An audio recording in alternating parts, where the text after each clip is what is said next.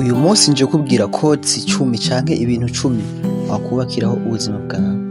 Icambere, imbere yo gusabira imivumo abandi uzobanza urabe ko wakwije ivyo ukeneye, kuko iyo usaba canke iyo usenga n'abandi niyo basenga nawe vyakubaho.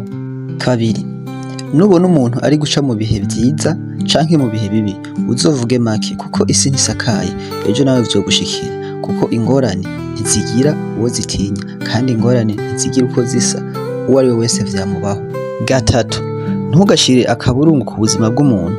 Nivyashika ukumva ufise vyinshi vyo kuvuga canke ushaka kugashiraho, ndagusabe uzoshiraho agakwabu wibandanirize, kuko umuntu agihema n'umutima ugitera aba agifise vyinshi vy'ibitangaza.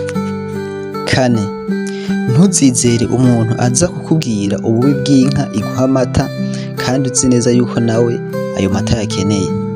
Gatanu, ivyo uzokora vyose uzame wibuka ko ataco uzokora ngo ushimishe abantu, kuko n'umutima wawe nturigera uwushimisha bikwiye, uguma ukubwira ngo nabiriya ndabishaka, n'abantu nuko ntuzoshobora kubashimisha. Abantu dukoze mu gushaka, abantu dukoze mu kurondera vyinshi birenze kandi tugapfa tutabigezeko.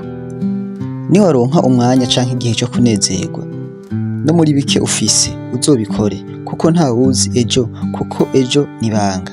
Ikindi, nta munsi bazovuza ifirimbi bavuge ngo nimutangure kunezerwa, niwe uzovyikorera, niwe uzorondera umwanya wo kunezerwa, kandi niwabikora bizogufasha kubaho ubuzima bwuzuye.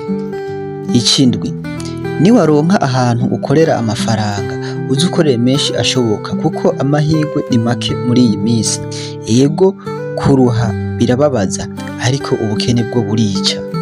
18, uzuweho ubizi neza ko atari vyose bizokunda, ariko nta kizokunda utakigerageje, kandi nta kizoshoboka utagikoze. Ubuzima uzobamwo bwose canke uzobaho bwose kuri iyi si, waca ku biti no ku mabuye, wakora igishoboka canke wakora ibidashoboka, uzame wibuka ko inyuma y'ibihe iyi si tuzoyisiga, kandi abantu bazokwibukira ku bintu bibiri: ibibazo wateje n'ibibazo wakemuye.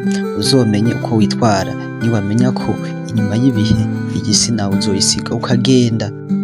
10, icaba icaco cose, vyaba vyiza canke bibi, ndetse bibi cane, hahandi nawe ubwawe wumva utazi iyo uri, hahandi wumva wazazaniwe, udatahura ibiriko biraba mu buzima bwawe, hahandi udatahura neza ko Imana yakuremye canke yagushize mu gitigiri c'abandi nk'impanuro, uzogerageze ntuje kure y'Imana. Icaba icaco cose, guma hafi y'Imana. Ngivyo bimwe mu bintu 10 wagenderaho mu buzima, mu kubaka ubuzima bwawe no mu kwitwara mu bandi bantu.